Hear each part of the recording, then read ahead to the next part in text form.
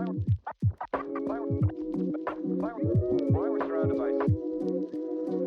the first pick in the 2024 NFL Draft.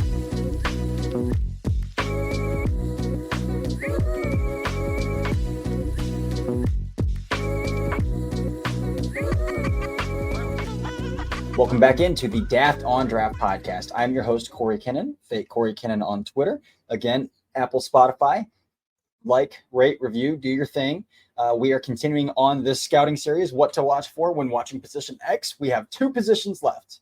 We have safety and we have offensive line. Today, we're going to dive into safety as I am still holding steady out strong for a really awesome offensive line coach or guest that needed a little extra time to get settled in this summer. So I'm more than willing to hold out for that guest though. So that's kind of what we're waiting on with offensive line there. But joining me to talk about safeties today is Dalton Miller. So Dalton Miller has his own Patreon where you can find all of his draft content. He's also a Cowboy. He covers the Cowboys as well. Dalton and I have become pretty good acquaintances through draft Twitter, through draft content. Met him at the Senior Bowl in Mobile, Alabama in 2020.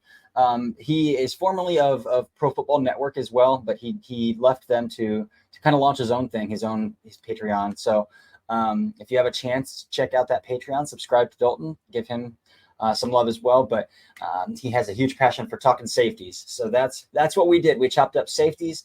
And again, this is the second to last episode of the scouting series. So I hope you guys have really enjoyed it. So yeah, let's do it. Let's dive right into that conversation with Dalton about what to watch for when scouting safeties. All right. Now, again, continuing on our scouting series, what to watch for when watching certain positions. We have made it pretty far into the series so far. So now we're on the defensive side of the ball. We're talking about safeties today. And to bring on talking about safeties, I'm going to bring on my good friend, Dalton Miller. Dalton, how's it going, man? Fantastic. I am always down to talk ball. I'm just coming off of a 10-day vacation where I didn't watch or talk about football at all. So I am itching to get back into it, get into the 2025 film evaluation. And I am ready to finally have the opportunity again to dive into the draft year round. I love it. And again, Dalton's stuff can be found on Patreon. He's got a Patreon link on his Twitter profile, Dalton B. Miller. Again, he's formerly with PFN, now doing Patreon stuff, YouTube stuff, Twitch stuff. So that's where you can find all of Dalton's work. He's extremely good. I've had the pleasure of meeting Dalton at the Senior Bowl in 2020. That's a long time ago now. Yeah, it's a long time ago. Jeez. But I've had the opportunity to meet Dalton, talk with Dalton in person. And so, and then just staying in contact through social media. It's crazy how, especially on draft Twitter team seems to be the best place to network with people in this space. It's a very odd thing, but yeah, Dalton, I'm excited to have you on, talk some safeties. So first, let's just talk about safeties. Let's talk about safeties and why I think they're growing in importance. I don't think I'll ever coin a safety, and you might disagree with this, and feel free to yell at me if you do, but I don't think I would coin safeties as a premium position. But what we do see is the Chiefs are a great example of this. The Chiefs create explosives out of 12 personnel like nobody's business. And a lot of that is they have Travis Kelce who can create after the catch, right? They've got receivers who can create after the catch, but they live in 12 personnel for the most part. And because of that, I feel like that puts, and they're not the only ones. It's a trend in the NFL now. 12 personnel is growing. People just live in 12 personnel offensively. And part of the reason that is it forces opposing defenses to play the personnel game. If a team comes out with two tight ends, do we leave a third linebacker on the field? Do we stay in base? Or do we put a fifth defensive back on the field, right? So, but if they see that fifth defensive back is a nickel, they can just check to a run. If they see they do leave a third linebacker on the field, we'll just throw it to a tight end who's got a mismatch on that third linebacker. So I feel like having a safety who's not a liability against the run, but also who can hold his own against a tight end or hold his own, in terms of range or against the pass as well, is that's the ultimate advantage to combating 12 personnel. But it doesn't seem like we're quite there yet, right? Yeah, I think what you saw from teams, at least in 2022, I don't have the numbers in front of me for 2023, but like the Pittsburgh Steelers, the Dallas Cowboys had 3 safeties play over 900 snaps in 2022. They run a lot of cover one man coverage, and having somebody like Jaron Kearse, who I had my issues with him and his game overall, especially when it came to the versatility in coverage with him just wasn't really there. But he's a 6'4" dude who is about 230 pounds. He can run with tight ends and he can defend the run. And I think if you have an overhang type guy like that at safety, somebody who is on the bigger side, obviously your Kyle Hamiltons are kind of your freaks of nature who are first round guys who can play, any position on in the defensive backfield, unless you want him to man up against like a 5'9" slot guy, just because anatomically the 6'4" guy is just not going to be able to stick with him in man coverage.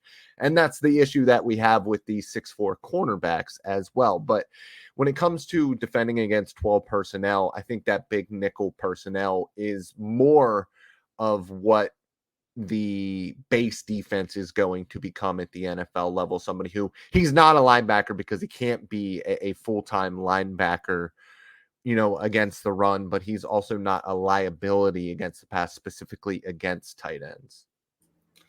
Yeah, so I think that's kind of a great segue into, it's a buzzword in draft Twitter and in this industry. And I've kind of started to fight back. When I first started, I was like, no, that makes a lot of sense. And I think to an extent, the term positional value does make a lot of sense. But like, I've gotten to the point where it was like, well, if a team thinks a guy's a good football player and they know how to use him, like just take him, So like we're talking about positional value of a safety, particularly. You mentioned Kyle Hamilton.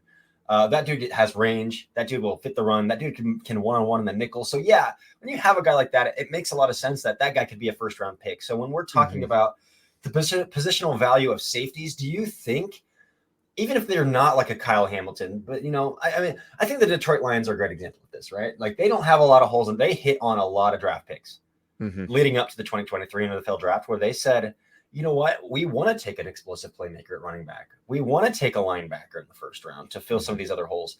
Say like a team is just missing a free safety. Do you think, well, there's this really rangy free safety that would really fit this piece of our defense? Do you think that player is worth a first round pick in that instance? Or do you think no, because there are rangy free safeties and there are box safeties and traditionally, like occasionally you'll find one who can play the nickel. Do you think those guys are better off just like piecing a puzzle piece together on like day 2, day 3 to build a room with? Yeah, it's really tough, I think, specifically at safety and specifically just with the turnover at the NFL level, because, take somebody like Jesse Bates, for example, who I think is the premier true free safety in the NFL. And I think that we saw that in Atlanta, but when you get him in a defense like Lou Anarumo's, where it's a little bit more too high stuff, a little bit more split safeties, some more quarters, I think that his overall value is lessened a little bit because of the versatility of that defense. If you tell him go play the middle of the field in cover 3 or in cover 1, let you be that rangy athlete, that rangy free safety, I think is where his best fit is. So I think specifically speaking, there are opportunities to take these guys in round 1. But then if your coaching staff gets fired and you want to bring a guy in who's going to play a bunch of quarters, does that guy have the versatility to also be a Pro Bowler or an All-Pro at that position? And I think that's where Lou Anarumo and that defense was like, okay, like we don't need to pay Jesse Bates that much money to be a split field safety. And I think what Cincinnati does that is so unique to so many other teams is they kind of draft a year ahead. They'll draft a corner if they think, oh, well, we're going to let Cheeto Awuzie walk, or they'll draft safeties if they say, hey, we're going to let Dax Hill walk. We're going to draft a defensive lineman, and they actually waited until DJ Reader was gone to draft a defensive tackle this year. But I do think that there are specific situations and defenses where it can fit. The problem is when you have a good defensive coordinator, they're probably going to either move on to be a head coach or end up getting fired because your football team isn't good enough. So I think you need the overall versatility of a Derwin James or a Kyle Hamilton to be a true first round player. But in specific situations, there's always time to go out and get that guy when you really want him. Yeah, I think that makes a great deal of sense. And now, like, looking back, it's like, did the Jets think that was Jamal Williams? Because I don't think that was ever Jamal Williams' tape, and that guy went like 5th overall. Jamal Adams? Or Jamal Adams. Yeah. You're right. Yeah. So it's just, and then you do find some guys like, I love Trevon Moore. He got a TCU when he got drafted by the Raiders, and I was like, that guy could go first round. But again, he was kind of more that true guy that fell today to the second round as well. Moving on to actually evaluating the safety position. So Again, all these other positions we've done, we've kind of gotten to like the nitty gritty details. And I messaged Dalton about this. It was like, safety is a hard one to come up with just an itinerary for, a rundown for, because it's like, there are like so many people look for so many different things. It's not like a running back you're looking for, like, does this guy have vision? Like for a safety, you're like, well, can he check one of the three boxes? Can he check two of the three boxes? And within that one particular box, how does he check those things? So it's a very weird position to break down. And I think it's a position where even the analytics community has said, like, safeties are tough, man. Like, for the most part, we can come up with some pretty good data from all these other positions, but we don't know what to do with safeties. So what do you think makes evaluating safety so hard?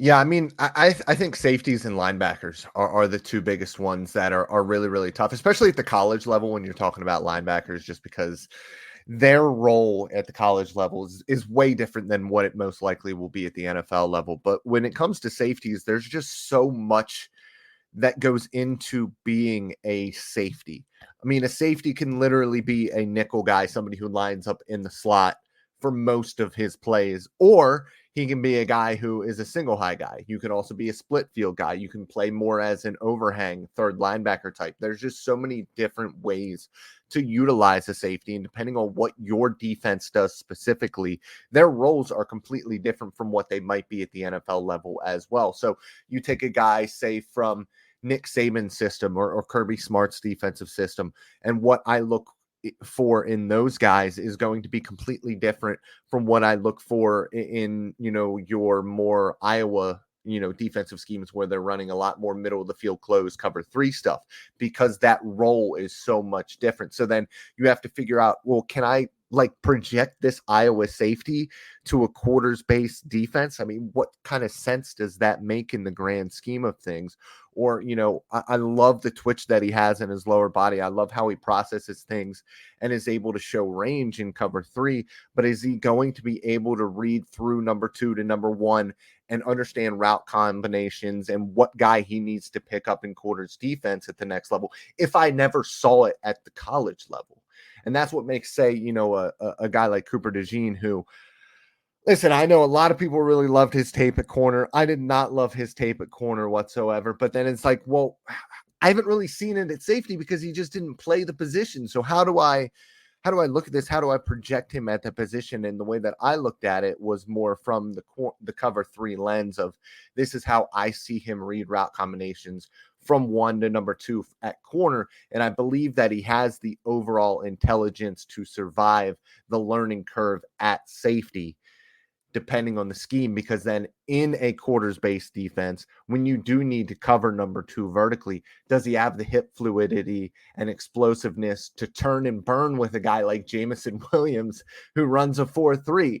And then you're trying to project if Cooper DeJean can do that athletically, and it just convolutes the process of evaluating safety, because there is so much that you have to think about with that position. You're muted. Cool stuff.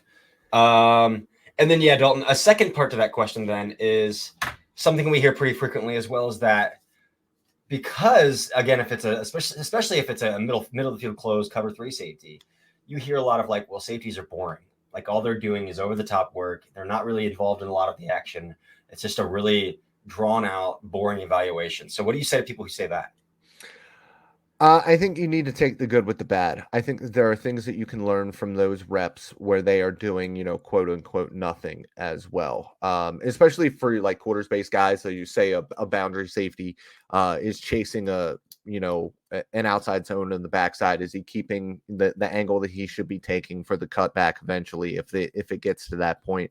Are you taking complete reps off and really not even chasing backside? What do you look like when it comes to your effort at the beginning of the game versus towards the end of the game when you start to get a little bit tired on those plays specifically? And so there's always, in my opinion, something that you can look at on every single rep. And, maybe you don't take it into account all that much, or you don't weigh it as much, those effort plays or non-effort plays at times, from the safety position.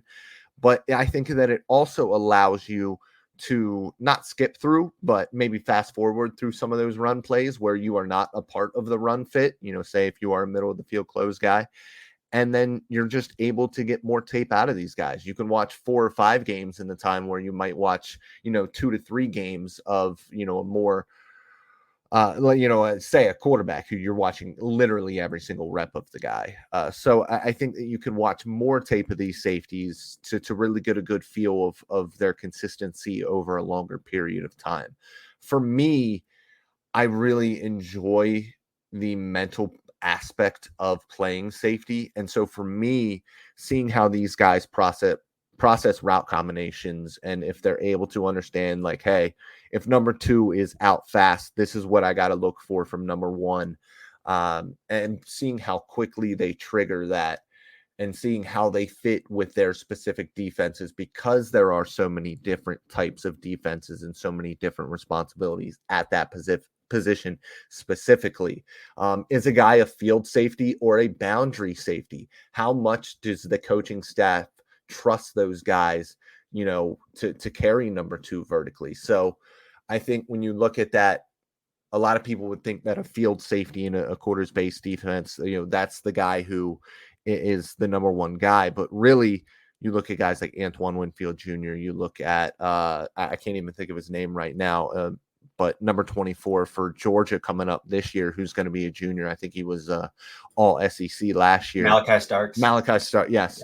Yeah. Those guys, they're boundary safeties, and they're boundary safeties because you have to be able to carry number 3 from the opposite side of the field vertically in a lot of these quarters-based defenses. That's if number 1 to your side isn't running a post or running straight at you. So you need to be able to cover a little bit more of the field. And there's just so much more to the position that I think a lot of people understand, just because I don't think many people in what we do have really been able to, at the lower level, dive into the schematics of these defenses to truly understand what the role of a safety is in these different defenses. Yeah, Dalton. So you hit on it a little bit there, but I'm going to give you a little bit more of an opportunity to kind of geek out a little bit here. So when I was shooting DMs to people like, hey, do you want to do this series, blah, blah, blah, blah, you chomped at the bit a bit to talk about safeties. So like, what do you love most about breaking down these safeties compared to the consensus around draft Twitter? Yeah, I think it's the overall versatility for me, because you get so many different types of players, so many different body types. You look at somebody like Andrew Makuba, who is like legitimately 180 pounds, soaking wet, and has the ability, in my opinion, to be that nickel guy and play in man coverage. And then you also have, like I said, guys like Kyle Hamilton, so much fun to watch. Antoine Winfield Jr., who was the undersized guy, didn't have a ton of length, but somehow had a ton of ball production, and it didn't really make sense for him to be able to cover a lot of these tight ends. And, did he struggle a little bit with some size sometimes? Sure, because he is 5'8". But what these guys show, and I think what I like most about it is it's not just an athlete contest, because you can legitimately be like a Brian Branch, run a 4.6, play primarily in the slot, and still survive because of your mind. And I think that that's the biggest thing that I enjoy when it comes to safeties, is that it's a lot like linebackers. You don't need to run a 4.4, because the guy who runs a 4.4, and I'm not going to call out names, but there's a linebacker that played in Florida for a while, and was a very, very high pick, who ran a 4.4, and came from playing running back at one point in his career, who was never a very good linebacker, because if you take a half a second to process something, you're already at a 4.8. And then if you take any longer than that and you have a little bit of a brain freeze, you are going to be slower than Josie Jewell, who is surviving at linebacker despite running like a 5.0. And that's what it comes down to. You're going to have more range as a safety if you can process, this is what's happening. That number 2 is out quick. I know number 1's going to be running a vertical route here. I need to get to the sideline, and you're able to process that immediately. You are able to cover more ground running a 4.7 than Dax Hill running a 4.3 if he is a tick slow. And for me, it is the mental aspect of the position that I love more than anything else. I love that. I love that. Kyle Hamilton's another good example. Like people Yes. overthought his 4'6". Yes. But yeah, he's a 4'6", but he also has the wingspan of an albatross. So like right. he covers more ground than you would think. And his reaction, his read react is just unbelievable. His trigger is unbelievable. So like it doesn't matter. And I think to a more steep extent, I think Cameron Kinchins out of Miami might be a decent example of this too. He tested as I don't know what you might have hated his tape. But well, this is something we're going to get to Cameron Kitchens in specifically a little bit later here. Yeah. But he tested as a historically bad safety, athletically. Historically bad safety. But if you watch his tape, you're like, but this guy's range is pretty good. And it's because ranges, well, and we'll talk about range more, but I don't want to jump the gun. We'll talk about that when we get there. But so I had John Ledyard on to talk about defensive linemen and specifically edge rushers. He had this idea that I'm going to start like bringing to everybody. And it was what his core tenets. He has 4 core tenets of being a good pass rusher. And so like, I've just started asking people now, like, I was like, that's a great way to break down a position. That's a great way to like, kind of like a checklist system, right? If they don't have this, like, then I don't know what to do with them. So what are your non-negotiables for scouting safeties, your core tenets for scouting safeties? Yeah, for me, it's a lot like quarterback. You can only base your opinion off of what you see them do. And so for me, it's how do you run your offense at quarterback? And for me, it's how do you run your defense as a safety? How quick of a trigger do you have in your specific responsibilities? So for me, it's that mental trigger first and foremost, the ability to understand, some of your more basic, I guess, route concepts that you're going to see on a daily basis. What type of tape study do you show from your ability to trigger? And I think that those are the big things for me, is how quick you are in your defensive responsibility.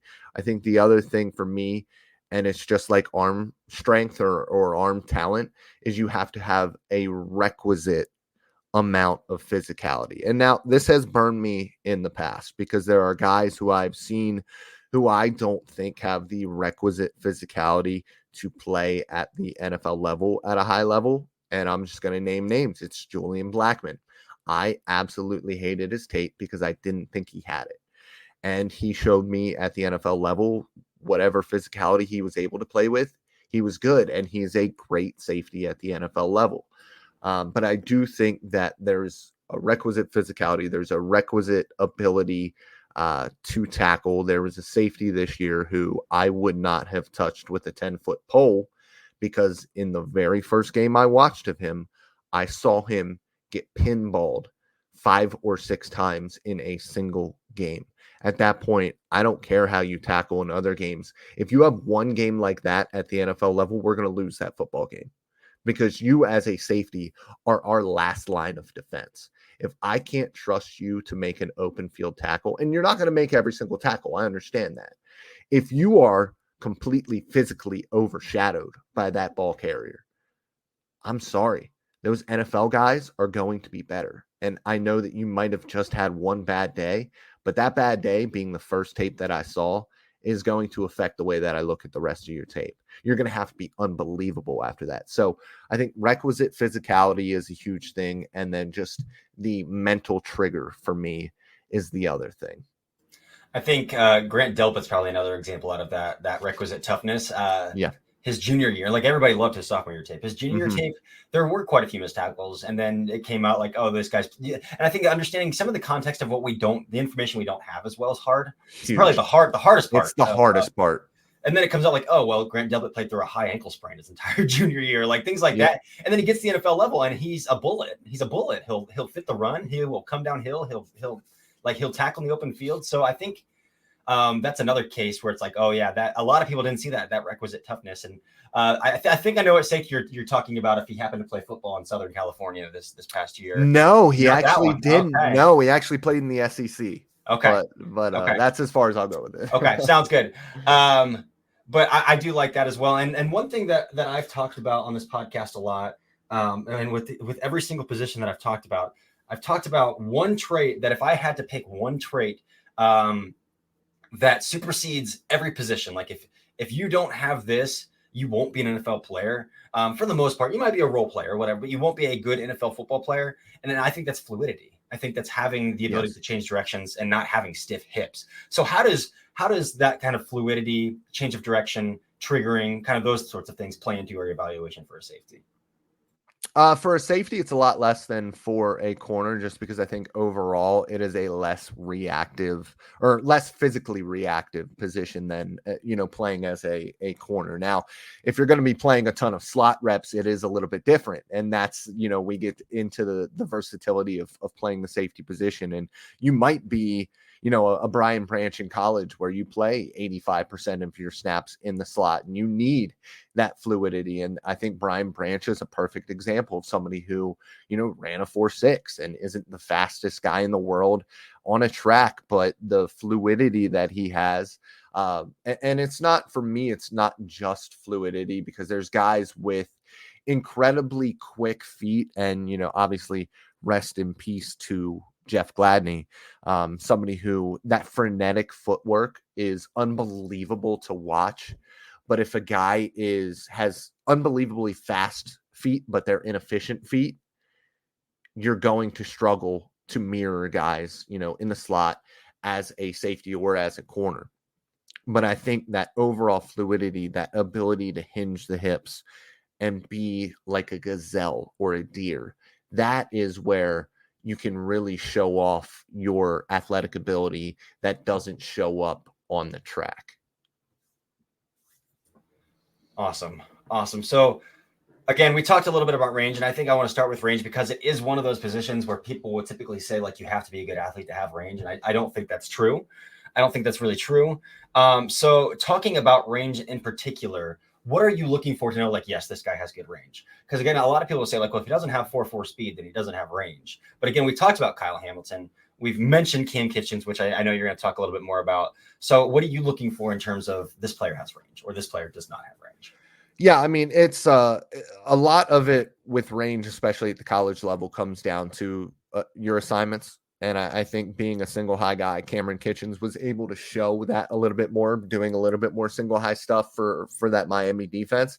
But again, I think it just all comes down to the trigger, and range for a lot of people just kind of means like, oh, well, how can you get to the center field, to the sideline really well? But for me, it's everything else as well. It's, when you trigger downhill, are you able to come and cut off that crossing route as that backside safety? Are you able to trigger and get downhill and get to that spot, get into that passing lane and break up the pass or intercept it? That's something that, God, man, when I watch Dax Hill trigger downhill as a split field safety, or even from the slot, like, that's the type of explosiveness, physical explosiveness, that you also get from being able to process things quickly and get to the spot. So yes, it's a combination of your ability to trigger and your ability to actually physically get there. But as long as you're not running a 4.8 out there as a safety, if you have a 4.6, you can still have great range, because like I said with linebacker, it's about how quickly you trigger. Because if you have a little bit of brain freeze, brain fog with what your assignment is, what your responsibility is on a given play, you're going to be slower as a 4.2 guy than you are as a 4.6 guy if you are a half second late. Yeah. I think I remember a 2020 guy who I watched his tape, and he ended up being my safety one that year. And he just it felt like every pass play, this guy is disrupting. He's just jumping lanes. He's disruptive, and he's just making every single play. And it's because he was triggering downhill, and he was able to close those gaps that you were talking about. And that was Xavier McKinney out of Alabama. It's like, This guy is in his back pedal, and he is hitting crossers at lightning speed. Like, how is this guy doing this? I'm glad. I'm so glad you brought up Xavier McKinney, because this takes us to scouting the helmet a little bit. I am just in general going to trust Nick Saban defensive backs more, specifically when it comes to the mental side of the game, because I think the way that he coaches, the way that he implements his defense, the playbook that he has, that those guys have to learn and know all of the different checks, that is an entirely mental defense. And that's why you get some of these athletes that come in there that do not play right away, that have to take a year or two before you get on the field. And that's what was so impressive with Terrion Arnold, is he came in as a freshman, obviously not a true freshman, but as a freshman, and played and survived. And just surviving in a Nick Saban defense as a defensive back, as a freshman, is a massive thing. And then that's why you saw so much growth from him in year 2 starting, is because he started to get the mental side of things that went along with his Gary Payton ability to play defense and not really get beat up. And I think that goes from his basketball background a little bit. But yeah, guys like Xavier McKinney, so intelligent when it comes to defense. Another guy who didn't run, fantastic, but had the mental trigger, and what had, especially with somebody like Xavier McKinney, who ended up being a little bit more of a free safety in the NFL level, playing more of a hybrid role on the back end still for Nick Saban, but coming downhill and playing as that downhill guy a little bit more. You're right. That mental trigger with him is what made him, for me, safety 2, because I am the Antoine Winfield Jr. stan from that 2020 class. But Xavier McKinney, I knew he would be a good pro no matter what. And it's because of where the defense that he came from and what I could trust him to be able to do at the next level in any defense. And look at those two guys. Antoine Winfield and Xavier McKinney are now 2 of the highest paid safeties in the NFL. So yep. Trust Dalton's eyes. Trust Dalton's eyes. So moving on to, again, you talked about that innate, you just have to have natural toughness to play safety. You have to. Mm-hmm. Like, I have to see it. And you mentioned it a little bit, but I think, again, tackling is important for any defensive position, right? But and I think it less so for some of those, again, cover 3 true free safeties. Like, if those guys can't make every single tackle, I think there's a little more grace there. But for the most part, safeties are situational one-on-one players. Like, you'll have those box guys that will fit the run, and I think they're very valuable. Those nickel guys who can come in and sling into a fit as well. But for the most part, if you're a nickel and you're playing in the flat, like, you're going to get in one-on-one situations with some tight ends and running backs. If you are that free safety, you are, again, that last line of defense. You're going to be in one-on-one situations. So talking just about tackling then, what are you looking again? It's pretty easy to see who's a good tackler and who's not. But is there any areas like room for grace that you show? Like, is it like, if this guy's diving at ankles, but he's somehow making every tackle, I'm cool with that? Or is like, that's not going to translate? What are you looking for from that, like breaking down that innate toughness a little bit deeper?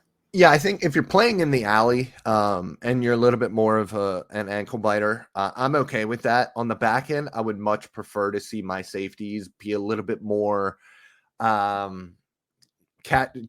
a catch and carry type of tackle. I want you to do your best to slow guys down in the open field and try to allow for your help to at least get a little bit closer for these tackles, because you're not going to make every tackle. But if you come out like a bat out of hell and dive at somebody's ankles going 100 miles an hour and you miss that tackle, that's a touchdown.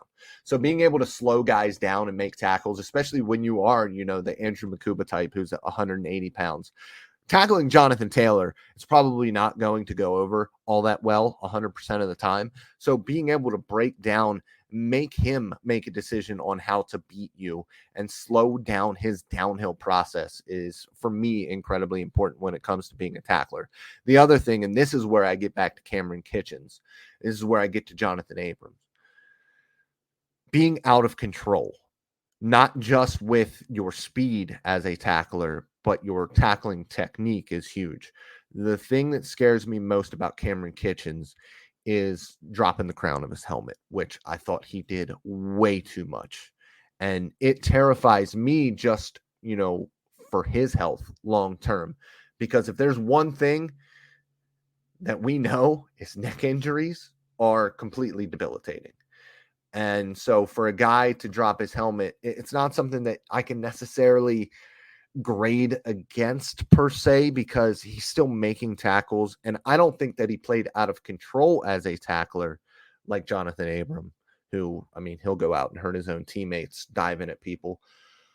I think there is a way to protect yourself while still being physical enough. And I think that that's my biggest issue with Cameron Kitchens as an evaluator is this dude going to be able to keep himself healthy as a tackler?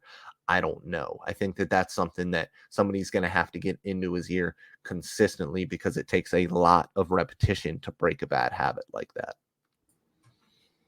I think the last thing then, Dalton, I want to hit on a little bit is something we haven't really talked about a little bit with Kyle Hamilton, but I think we need to round out this conversation with back end safeties are expected to make plays on the football, right? Like if that's your line of defense, you're like, in most cases, unless it's a busted coverage, you are the second defender in a one-on-one situation. So you have a clear path to the football most of the time. Again, it gets really muddy. And so I want to talk about ball production a little bit, but also with we talked about with Kyle Hamilton, that one-on-one ability. We haven't seen a lot of that. And again, a lot of that, it goes back to then, like we're talking about man-to-man technique, a lot of corner technique, right? So that might be a little bit misplaced on this podcast. It's like, well, have quick feet and don't, open your hips too early or too late. Like, right. But like, so ball production though, I think incorporates then playing through the hands, being tough at the top of routes, and being tough at the catch point. So if you have a safety, and this is what you fell in love with Antoine Winfield, right? Like he finds a way to make plays on the football despite the fact that he's 5'8". So how important is that ball production to you then? And does that equal like they have to create turnovers, or in a case like, I mean, what Winfield did, but if they're just consistently disruptive at the catch point, is that good enough for you? Yeah, I think being disruptive at the catch point is just an innate trait. I don't think that it's something that you can teach. The timing that goes into being able to wrap around a guy and not wrap him with that offhand is huge. And, a lot of people talk about length in those situations. I think it even has more to do with the angles that you're able to take and how sneaky you are. Because somebody like Antoine Winfield Jr. can kind of sneak that hand in. And again, with him being 5'8" and being, over 200 pounds, he is a bowling ball. So he is physical at the top of routes like that. And I think that length can be very, very big. But I do think even more than length is just an innate ability, an innate possession that you have in your mind to be able to stick a hand through the hands of a wide receiver, not pick up penalties, and be able to get to the catch point. And I think that, taking this from an offensive standpoint, guys who are able to really high point, which, a lot of guys jump and a lot of guys make leaping plays, but to consistently be able to leap and get the ball at its highest point is something that I thought Xavier Legette did at an unbelievable level. And it was amazing to me when I saw that he had like 8.5-inch hands, because it doesn't make any sense that he would be so strong at the catch point with small hands like that. But like I'm trying to get with here is that the physical characteristics, again, aren't necessarily as important as just having that innate ability to find the crease and get into passing lanes. And to have that timing is something I just don't think that you can teach it. And a guy like Xavier McKinney, a guy like Antoine Winfield Jr., he just had it. And that's something that we also have to do, is say, like, just because a guy has 7 interceptions doesn't mean that he has good ball production. Anybody can stand there and catch an arm punt. It's what you're able to do. What do your interceptions, what do your pass breakups look like compared to other guys? And that's why, again, having 5-6 games of a safety that you can really, really push through is important, so you can get a better feel for that ball production that they do have. If you have the ability to, have a catapult account where you can actually go through and see where the interceptions in the game are, where the pass breakups are in these, and you're able to look, what is the quality of the ball production? If it's high quality stuff, they probably have that innate ability. And I think a guy like Kool-Aid McKinstry at corner, who in zone coverage had unbelievable ball production like that, ability to get through the hands when he is playing from off, when he's able to see the quarterback. But it's different when you have to turn and round and run as well. And I think a lot of what hurt Xavier, I keep going back to Xavier McKinney, but Kool-Aid McKinstry is that inability to, when his back was turned to the football, be able to go up and get it and find it along the sideline. I think that's where he got beat a couple of times this year. I think that's kind of what hurt his evaluation for a lot of people. And you need to be able to try to find those reps at safety as well when we're talking about guys either in the slot or playing as a back end guy. When they have to turn and burn, are they able to find the football in the air? Because that is something that I think is an underrated thing when it comes to safeties and corners as well, is that ability to track the football like a wide receiver. Yeah, I'm actually really glad you brought that up. We got all the way to the end here, and we finally talked about ball tracking as well. So Yeah. it's one thing to cover that ground, but if you still can't find the football, then It does. None of it matters. none of it No matters. matter Yeah. how much ground you cover, if you are blind in the air, you're going to get beat. Yep. Yeah, I think we saw that a lot with I think Georgia cornerbacks are starting to get that reputation, Yeah. which again, it goes back to helmet scouting. And I will never just be like, well, that's a good Georgia cornerback. He can't track the football. But a lot of Georgia cornerbacks have gotten that reputation. Tyson Campbell and Keely Ringo are the two that really struggled to, they could be in perfect position and they just could not find the football. They just couldn't find the football. So finding that football, even if you are doing everything technically, sound, find the football. If you can't make the play on the football, somebody else is. Finding the football, I want to point out, is not just being able to turn and find the football, but it's also the ability to play through the hands, because there are a lot of defenses, especially these days, who at the college level tell guys to play through the hands instead of turning and finding the football as well. Yeah, and so this goes back to what we talked about with Dane. Then when Dane did wide receivers, as Dane talked about late hands, if a wide receiver is not showing you hands, that really tricks up some defensive backs as well. Some safeties back trying to find the football there. But Dalton, again, I always give my guests one opportunity here at the end. Do you think that we missed anything? Is there anything about the safety position that we haven't talked about that you feel like is vital and we need to add to this podcast? Yeah, I just think bringing up, you kind of touched on it very early, but I do believe that safety is becoming, I think it was valued properly for a long time, but I do think safety is going to be a position where teams are able to get guys, your Brian Branches and other guys in rounds 2 who are high level guys, just because there's so much that you have to ask from these guys. If you can get them in the right position, they can be unbelievably talented NFL players. And I think that it's a position overall, with the reintroduction of 12 personnel and with, I think, teams probably going to get a little bit bigger on offense and try to play a little bit more physically, because now it's a bunch of 215-pound linebackers out there as well. Being able to have a safety who can come down into the box and survive, being able to play on the back end, have that versatility, I think is huge. And I think defenses are really going to start to value guys who can do all of those things for your defense. I love it. Brian Branch is a great way to close. Again, he did just play pretty much nickel at Alabama, but dude, that dude made every single play that came his way. Mm-hmm. And the innate toughness you're talking about, he could step down to the box. The dude did not miss tackles. One of the easiest evals of last season as well. And even though he was kind of pigeonholed into, and he didn't really break that pigeonhole with Detroit, right? He was a box nickel player for them. That's what he did. But that's what he's really good at. And so they got a bargain in the second round, and one of the already probably the best box nickel defenders in the NFL, I would say. Again, coming from a Saban defense where, it just makes sense. Right. It feels like the Bama to, well, maybe not now that DeBoer is taking over. We don't know what's going to go on in that building, but the Lions might have had a pathway there.